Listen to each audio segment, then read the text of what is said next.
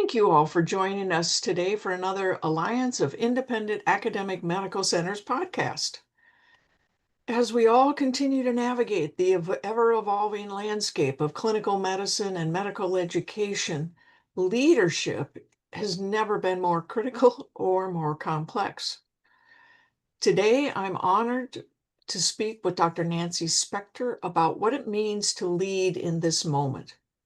Among her many roles, Nancy is the executive director of the widely acclaimed Executive Leadership in Academic Medicine program, otherwise known as ELAM, and some of its other auxiliary programs. She also serves as Senior Vice Dean for faculty at Drexel University College of Medicine in Philadelphia and is a professor of pediatrics. Personally, I've had the pleasure of working with Nancy on a Journal of Graduate Medical Education Rip-Out series on leadership in GME. And wow, I have seen firsthand some of her expertise, including her genuine respect for people, adaptability, and the power of networks to drive change. Today, we're hoping to explore how collaboration can be a bridge and a battleground, how empowerment emerges from the middle, and how resilience is cultivated, not just in individuals, but in systems. So, welcome and let's begin. Nancy, why don't you give us a little background on yourself and tell us about how you got your interest in leadership in academic medicine and some of the principles that guide you? Thank you. First of all, thank you for having me. I'm really excited to have this conversation with you, Deb. It's been wonderful to work with you over the last, I guess, year and a half or so on the Rip Out series. So thank you. 2 years, 2 years. See, time flies. Yeah. Um, I I started my journey as a pediatric resident, coming as the first doctor in my family. So I didn't really have a lot of background in what it was to go into medicine. Having said that, both of my parents were educators. My mom was a high school principal and became a superintendent of schools. And then my dad was actually an educator, ran a department of education at Middlebury College. And then he took a sabbatical 1 year to go to Brown University and was recruited into the medical school at Brown University to become the first EDD to lead a curriculum of a medical school. Anyway, having said that, I was the very first doctor in my family, and I really didn't know what it was like to be a doctor, and was really drawn to my pediatric faculty who taught me the importance of great teaching and learning all the skills, the people skills, the content skills, all of it together. And then when I went into residency, I had the great fortune of going to St. Christopher's Hospital for Children, which is an inner city, underserved, resource poor organization that just opened my eyes to the importance of education. I was invited to be a chief resident, then a fellow in general academic pediatrics, where I did a sub-fellowship in medical education. So I really had a really amazing background in a lot of great guidance and mentorship. I would add, though, one of the most important things I learned along the way when I determined that I wanted to be a medical educator was I went to a colleague who I was referred to, who was a wonderful medical educator, to get more advice on how to build my career. And she said, you can take these courses, you can go to Harvard Macy, you can read these books, you can do these things. There was no master's in medical education yet. And she said, but the most important thing you should do is invest in your own leadership skills development, do leadership training, and do it at every stage of your career. Because then all the work you do, you can learn how to do organizational change, change management, and learn how to make the biggest impact and have influence to make change, which was totally eye-opening for me. And that started my leadership journey. What grounds me now, and I'll share with you I wrote this personal mission, vision, value statement work, but the personal mission part is to transform the landscape of academic medicine to develop and sustain an equitable and inclusive leadership environment that will optimize scientific exploration and patient care for all in the United States. And my journey has brought me to this expansive, I can do this work place. You have one of those BHAG missions, right? Those big, hairy, audacious goals.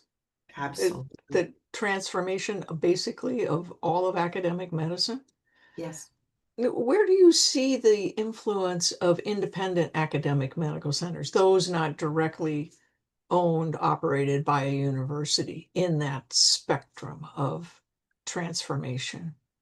I think they're critical in the transformation as we're watching the evolution of what traditional academic medical centers have done and can do. Um, the landscape right now depends on all of us working together to really support the advancement. And I think they're likely an undertapped resource, and many of my favorite colleagues come from independent organizations. So I think they're critically important right now. Yeah, it's amazing. And now, if you're with that sort of Chinese proverb of change is opportunity and right challenge and chaos, chaos and complexity appear to be the new norm.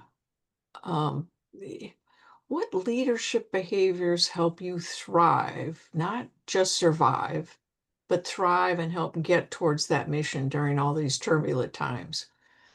And have you noticed any change in the pace of your work? This is an excellent question. Something I've been reflecting on quite a bit in the last year, last 5 years, and in particular, amplified in the last year. And if you'll indulge me for a second, this is my perspective on the arc of the last 5 years for our work in healthcare, is that prior to the pandemic, we all lived in worlds of uncertainty. And uncertainty happened when there was a leadership change or maybe a blip in funding in some regard. And then the pandemic came and we moved quickly into a crisis stage. Then when George Floyd's death occurred, it was a polycrisis, a dual crisis. So two crises together that then quickly moved into a polycrisis situation in that this very complex system, healthcare in the United States, science in the United States, very complex system was affected by all the other downstream effects, workout, the workforce issues, burnout, fiscal, really huge challenges. That period of time, and then with the background in the country of moving through that, we moved into a time that Ramana, a sociology professor from Oxford, calls the time of outrage, where all this unrest, um, amplified by two factors. One is people became more and more hopeless, and people began to worry that the system was rigged against them. Those two forces have created an othering environment. So the othering, we've seen that play out in politics in the United States, but also in our institutions. A common example I use is that um, my faculty often say that they are doing something or they are doing this to me. And I always say, who is they? Because it's just this us versus them situation. But then when we moved into this new year and our new administration, with the 142 executive orders that occurred in the first 100 days, we moved into a state of chaos, where chaos is really defined as a period of very rapid change in a complex environment where everything's interdependent and you can't move fast enough to respond. So I think we've moved through all these stages, and I think some common things anchor us in these times. And I feel like I've come to peace with uh, some of this framework myself that I've been really trying to apply in my own life. The first thing is you can't tackle too many things at once. You need to think about your priorities and pick one or two of them to really focus on. And my priorities might be different than yours. And totally think about them as anchoring in your mission-based work. That's number one. Number two is anchor in the data that you know is to be true. And look to the people who are data aggregators and have that truth data to really support your movement forward. Third is to be able to recognize when you're overwhelmed and take a pause, and that's totally human and normal. And maybe you need to, take a break from the situation a little bit. Um, Number four, I guess, is build community, anchor in community. I've never seen that to be more important than now, is finding opportunities to gather with people who think like you, who you can explore really sticky and wicked problems with, and feel safe in that environment. Um, and remember, this is a marathon, not a sprint. So we have to really pace ourselves here and not make change too quickly either. Um, the last thing I'll add, which is something I've been really reflecting on, is we have to become expert in change management in this environment. And that means we have to agree that the chaos and the unrest is going to continue behind us, but we still have to find ways to make change towards the right direction with this background. And we can't just wait until everything settles out or until things are over. So those are some of my reflections on that. Wow, that's a lot. So you've got this, you've got this arc, right? Mhm, That, from uncertainty to crisis to dual crisis to poly crisis. I don't know, you got multinomial crisis to outrage, and then you have it to chaos.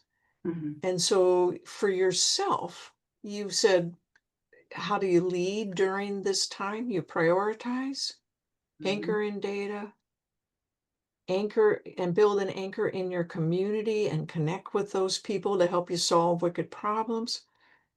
And remember, this is a marathon, so mhm. don't run too fast, stay focused. But what are the key change management things that you think are essential during this period of chaos? So if I'm a GME program director, a DIO, a, a faculty trying to implement something, and I feel like I'm running faster than I've ever run, what would you tell me about change management and how to do that? Unknown caller. That is a really great question. So, and I've had the great fortune of partnering with John Cotter's consulting group. Oh, And so Cotter, who we all know for the change well, management but work. but just remind people of his. Oh, sure. So he is he has a consulting firm now, but he is a person who really wrote about the elements that we all need to draw on to be effective in change management, and breaking them down into to steps that we can all follow. And one of the main tenets here is how we communicate and over communicate as we are working through things, and being transparent as much as possible. And one of the things his group has been working on quite a lot recently is the concept about how to move people in your organization or who work with you from a survive mode to a thrive mode, to be even receptive to change. So when we are, it's a human nature thing, psychological thing, is when we're under threat, we buckle down to survive. And that's a lot of what we've been doing and we did in the pandemic. And when you're in survive mode, you're not receptive to change. You're trying to protect yourself from everything. Um, and there's a lot of resistance. So, how do we move into a thrive state with all these things coming at us? And a lot of that is sort of echoing what we just talked about, which is reminding ourselves that we still have opportunity to do great work. In fact, this chaos has created lots of opportunity, opened windows that weren't open before for us to step into and to maybe move things forward. So, what is happening in our environment that's opened gaps or opportunity for us to move our mission forward, to anchor again in our mission-based work, reminding ourselves, why are we doing what we do? Why do we come into this So field? so do you do that, like in a meeting when people raise topics, do you say, well, how does that fit with our priorities? Yes. Yes, I do often. I take pauses to anchor into the work. In fact, most of the meetings I start, when I start a meeting, I focus on the good work and the mission and the positive possible. So Yeah, celebrate the wins, which is part of Cotter's later stages. I exactly. like his early one, build a platform, make it a burning crisis, right?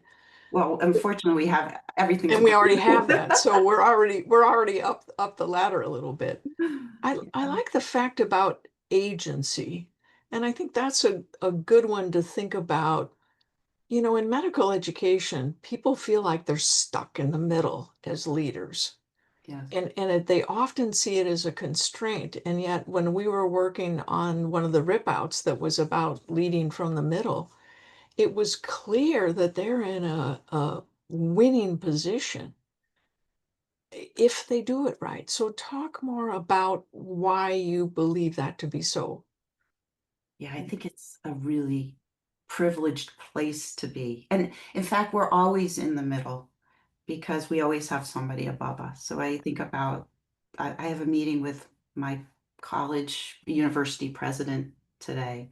He's in the middle because he reports to a board. So we're often, always in the middle. And the spot being in the middle is really a great spot because you have a vantage point that others don't have. You can see what's happening in your organization below you, the term below you, um, so to speak. So people who are maybe frontline providers or on the ground who really have their ear to the issues related to patient care, for instance, because they're accessing patients. So you have that viewpoint and you can hear what's happening in reality. You have access to your peers, so your colleagues who are at your level, and you have the opportunity with people who are above you to help up. And I find, and we've talked about this quite a bit, is that is such a great opportunity. If you can offer to help up, first of all, no one asks the leaders right now how they can help them. Everybody's asking them for money, resources, and time and things. If you offer to help up, you get a viewpoint into what the real issues are. You can see how you want to work to align everybody in your sphere, people below you, your peers, to align to help that leader with their work. And in that process, you gain their trust, you gain insights and increase your visibility, and it offers you new opportunities to move things forward. And you learn the politics in a different way, which are critically important. That is so true. The AIMC is unique in its focus with these, what we have called national initiatives. And it really are in a range of areas, but 20 to 30 projects across the country focused on change and quality improvement. And they're in the middle. And one of the requirements is that you lead up, that you keep your C-suite and others informed. And that always strikes people as so hard. And it's really critical. I'm struck because last week I was asked to do something on a panel about career guidance in medical education. And they said, what's the thing that you always try and do? And I said, respectfully speak truth to power. Yes, And people were astonished. And I thought that's part of that leading up piece and keeping them informed because I think we're in as you said, a super unique position. And if you will, with our residents and students, they are like infiltrated during the pandemic. They were the only people that were all over in every location in the hospitals and the clinics. So leading up is really critical. And it's another piece of, I think, what you call networks are power. that's right. So The networks are power. Are you, one last thing I was going to think about what individuals can do when they're leading up to is my son. Tyler, who is a consultant at PricewaterhouseCoopers. I was sharing with him a lot of the things I was dealing with on an everyday basis. And he, as a consultant, also deals with all kinds of problems and systems. And as I was describing my frustration one day, he said, "You know what? We all have to learn that we have to work through uncertainty, not just be the person to always point out that there is uncertainty," which was really a mind shift for me. And I've been sharing that a lot because rather than being the person to tell everybody else that there are problems, which we all know there are, being part of that solution, part of that leading up, that truth to power piece is very powerful right now. That that was the piece of guidance that I got early in my career was if you're bringing a problem, bring a solution Hmm. and be part of that. So I think it's the same thing. Um, but networks are so powerful for support, Yes. for leverage, for communication, for getting honest feedback about your ideas and what you're trying to do. I can't emphasize that enough. And if you ever go on Facebook, Nancy is very active and on LinkedIn. It's a very powerful network that they have. So follow her and join in. That'll. I'm just giving you a pitch for Oh, Elam. thank you. Um, Let me ask, you've had a really, you're from the beginning, you were told to always build your leadership skills, which I had never heard early on until you were in a leader role, and then all of a sudden you're supposed to get them. What are you working on now? What's the first thing you would tell people to learn if they're just starting out? And what are you working on now as a senior leader? Oh, wow. You ask such great questions. So I would say the thing I usually start with people on this journey, and I say I'm on a continual leadership learning journey with everyone, that you need to be intentional and purposeful with your career and thinking about strategic career planning. And you have to be empowered to do that, not wait for others to do that for you. And as part of that, incorporate leadership development, leadership training, and active attention to your network and how you build your network. So you have to prioritize yourself and empower yourself to do that. So I think those are the first building blocks because as you do that and you have more and more people in your network, going back to network, you have viewpoints and opportunities that you never would have if you stayed sort of in your siloed life of what you do every day. This is challenging right now that we're always on Zoom or Teams as opposed to being in person. But there are many strategies to help us work on that. For me personally, right now, I am always in stretch mode, looking forward.